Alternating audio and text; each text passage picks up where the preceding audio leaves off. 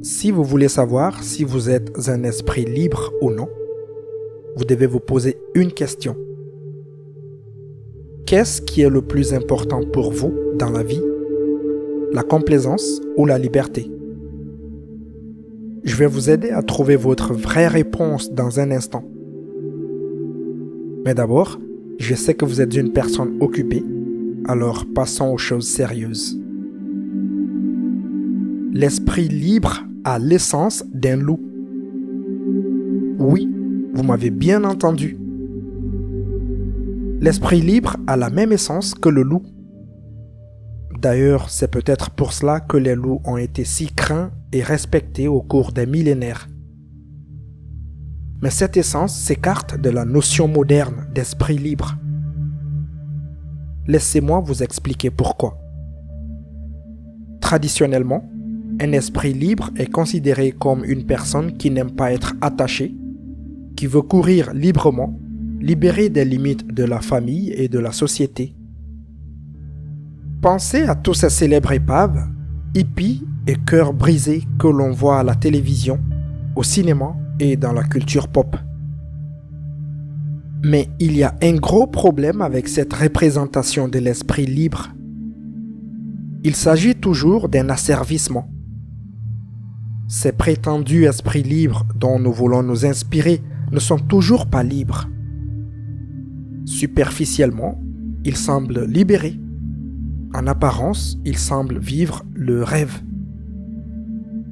Mais si vous avez déjà rencontré un soi-disant esprit libre qui s'inspire indirectement de l'idéal de la culture pop, vous vous rendrez vite compte que quelque chose ne tourne pas rond chez lui. Il fuit toujours quelque chose.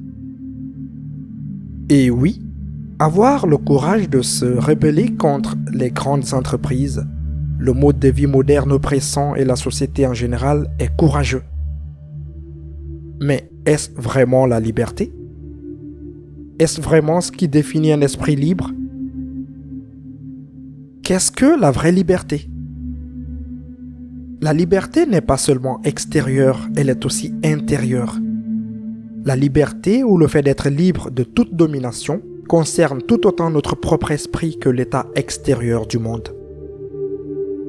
Si vous n'avez pas le désir de vous libérer des voies extérieures et intérieures de l'oppression, mais préférez être un mouton respectable de la société, la liberté n'est pas importante pour vous. La commodité et la complaisance le sont. Si vous n'avez pas la volonté de vous libérer de toutes les sources d'asservissement, que ce soit dans le monde extérieur ou à l'intérieur de la réalité, le terme « esprit libre » n'est qu'une étiquette élégante sans réelle substance. C'est comme s'habiller avec des vêtements bohémiens, se parer de bijoux exotiques, se faire un gros tatouage « esprit libre » et le placarder sur tous les médias sociaux. C'est joli superficiellement, mais ce n'est pas la réalité. Le loup intérieur est l'incarnation de l'esprit libre. Il peut être tout et s'épanouir dans tous les états. Il peut être le nourricier et le protecteur, l'observateur et l'instigateur, le rassembleur et le combattant, le solitaire et le membre de la meute. Elle n'est pas limitée par un seul état d'esprit. Par-dessus tout, le courage définit le loup intérieur. Et c'est cette essence qui forge le véritable esprit libre. Êtes-vous prêt à utiliser vos dents pour déchiqueter sans relâche l'oppression extérieure et intérieure? Avez-vous plus envie de liberté que de complaisance? Nous allons le découvrir. Comment savoir si vous êtes un esprit libre? Je vais vous poser une question. Cette question, plus ou moins, vous permettra d'évaluer honnêtement vos véritables désirs et donc de savoir si vous êtes un esprit libre ou non. Question numéro 1. Choisissez une affirmation avec laquelle vous résonnez le plus. Petit a, je préfère que ma spiritualité m'affirme. Petit b, je préfère que ma spiritualité me défie et me déconstruisent. Prenez quelques instants pour réfléchir sérieusement à cette question. Si vous avez choisi l'affirmation A, vous appréciez la complaisance et la liberté n'a qu'une importance secondaire pour vous. Si vous avez choisi l'affirmation B, vous appréciez la liberté et êtes donc un esprit libre. Comme l'écrit le maître spirituel Adyashanti, l'illumination est un processus destructeur. Elle n'a rien à voir avec le fait de devenir meilleur ou d'être plus heureux. L'illumination est l'effritement de la contre-vérité. C'est voir à travers la façade des faux semblants. C'est l'éradication complète de tout ce que nous imaginons être vrai. Nous pensons souvent que le chemin spirituel est un voyage de bien-être. Et au début, cela peut être vrai. C'est aussi très bien d'utiliser la spiritualité pour affirmer son identité et trouver une sorte de sécurité. Mais à des niveaux plus profonds, il s'agit d'un voyage vers la liberté par la réalisation de soi, c'est-à-dire l'illumination. Et ce processus est désordonné, inconfortable et difficile. En fin de compte, le fait d'être un esprit libre ou non n'est ni bon ni mauvais. Nous sommes tous à des niveaux différents de croissance et c'est bien ainsi. Vous n'êtes pas obligé d'être un esprit libre, pas plus que vous n'êtes obligé d'être un danseur de ballet, un chauffeur de camion ou un guérisseur Reiki. Comme on dit, chaque personne est différente. Certaines personnes ont besoin d'être réconfortées et affirmées, d'autres non. De plus, si vous découvrez que vous n'avez pas une essence d'esprit libre, je veux que vous sachiez qu'un esprit libre n'est pas ce que vous êtes naturellement né pour être. C'est ce que vous devez. Oui, vous pouvez choisir de devenir un esprit libre. Si vous commencez à découvrir que le confort et la complaisance ne nourrissent plus votre âme, vous pouvez absolument prendre la décision de vivre comme un esprit libre.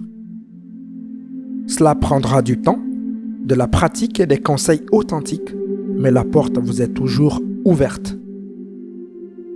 Ceci étant dit, qu'est-ce qu'un esprit libre? Créons ici une définition officielle. Qu'est-ce qu'un esprit libre? Un esprit libre est une personne qui désire avant tout se libérer de toutes les forces oppressives externes et internes. L'esprit libre est par nature un rebelle qui peut paraître excentrique, bizarre ou d'un autre monde aux yeux de la société. Il choisit de suivre un chemin différent de la vie qui lui permet d'écouter la voix de son âme, de se libérer de la souffrance et de l'asservissement et d'accomplir sa destinée. Oubliez l'image stéréotypée du voyageur bohème. Un esprit libre peut être un homme d'intérieur ou un aventurier, un père de famille ou un solitaire, un extraverti au franc-parler ou un introverti réfléchi. Être un esprit libre est une essence, pas une image ou une étiquette extérieure. Si vous accordez plus de valeur à la vérité et à la liberté qu'au confort et à la complaisance, vous êtes un esprit libre. Lorsque nous empruntons la voie de l'esprit libre, nous empruntons simultanément la voie du cœur et de l'âme. Par essence, nous élaborons un véritable chemin spirituel libre des limites de la société et des conditionnements toxiques. Si vous êtes un esprit libre, vous êtes par nature une personne qui cherche son âme, qui cherche à trouver des réponses aux questions les plus profondes de l'existence, telles que « Quel est mon destin ? Et quelle est ma vraie nature ?» Seul un esprit libre peut vraiment répondre à cet appel à l'aventure. Seul un esprit libre peut persister sur le chemin de l'éveil spirituel. Stéréotypes mis à part, voici 7 signes authentiques de l'esprit libre. Signe numéro 1, vous êtes un rebelle et non conformiste. Par nature, vous êtes un non conformiste. Vous n'aimez pas suivre le chemin que les autres ont tracé devant vous. Vous voulez tracer votre propre chemin. Vous luttez instinctivement contre toute tentative de vous mettre dans une boîte, de vous contenir, de vous supprimer, de vous réduire au silence ou de vous engourdir. Signe numéro 2, vous êtes un innovateur et un rêveur. En tant qu'esprit libre, vous n'avez pas peur de laisser votre esprit vagabonder vers de nouveaux horizons et réalités. Vous avez de grandes idées qui peuvent sembler farfelues ou bizarres aux autres. Le fait d'être rejeté pour vos objectifs, vos plans ou vos inventions est une grosse épine dans votre pied. Les gens ne semblent pas pouvoir être sur la même longueur d'onde que vous. Vous êtes un visionnaire qui aime toujours trouver de nouvelles façons de faire les choses différemment des autres. Signe numéro 3, vous avez soif de vérité. Comment une personne peut-elle être libre si elle vit dans le mensonge ou qu'elle croit à des mensonges? Dans votre cœur et votre âme, vous avez soif de trouver la vérité, tant dans la vie quotidienne que sur le plan métaphysique. Le vieil aphorisme « La vérité vous rendra libre » est quelque chose que vous portez au plus profond de votre cœur. Vous êtes prêt à vous tromper et êtes ouvert à de nombreuses explications différentes. Ce qui est le plus important pour vous, c'est ce qui est réel. Signe numéro 4, vous avez un détecteur de conneries intérieures. Une partie de cette soif de vérité est le désir d'authenticité en vous-même et chez les autres. Vous pouvez sentir la connerie à des kilomètres et cela vous dérange. Comment pouvez-vous être libre lorsque la tromperie et le mensonge sont monnaie courante? Vous méprisez les rôles et les masques et vous ne pouvez pas rester longtemps avec des personnes fausses avant que le désir de fuir n'éclate comme un hurlement. Signe numéro 5, vous aimez les défis. La vie devient morte et stagnante lorsqu'il n'y a pas de défi. Bien que vous puissiez trouver cela un peu effrayant et intimidant, être mis au défi est bienvenu pour l'esprit libre que vous êtes. Vous savez au fond de vous que pour vous libérer de l'oppression intérieure et extérieure, vous devez grandir. Et pour grandir, vous devez être mis au défi. Vous ne cherchez pas le confort ou la complaisance. Vous cherchez à vous sentir et à être vivant. Vous cherchez à vous transformer en la meilleure version possible de vous-même. Signe numéro 6, votre cœur est votre boussole. Votre cœur est votre boussole et vous dirigez votre vie en conséquence. Cela ne signifie pas nécessairement que vous êtes téméraire, mais que vous vous efforcez toujours de faire ce que vous aimez, car lorsque vous y parvenez, vous vous sentez libre. En outre, vous ne vous contentez pas de laisser ce qui vous passionne en veilleuse et de le laisser tomber dans l'oubli. Vous trouvez un moyen de l'intégrer dans votre vie. Même si vous avez abandonné vos passions, vous vous passionnez pour essayer de les reconnecter. Vous voulez vivre une vie que vous aimez et offrir au monde quelque chose en quoi vous croyez vraiment. Signe numéro 7. Je ne serai pas asservi est votre devise inconsciente. En tant que rebelle naturel, vous cherchez à éliminer de votre vie les croyances, idéologies, habitudes, carrières et personnes qui vous font vous sentir opprimé et donc asservi. Vous faites cela à la fois au niveau physique et métaphysique, ou émotionnel, mental, spirituel. Vous êtes attiré par les personnes et les chemins qui encouragent la croissance de votre esprit passionné. Vous refusez d'être apprivoisé par les opinions ou les désirs des autres. Vous pouvez être perçu comme égoïste, mais au fond de vous, vous savez que vous devez vous respecter et vous aimer afin de partager vos dons avec le monde. Si les croyances, les habitudes et les traumatismes qui sont en vous sont la source de votre propre souffrance, vous ferez tout possible pour vous en libérer. Vous réalisez que pour être pleinement libre, vous devez être à l'aise et chez vous en vous-même.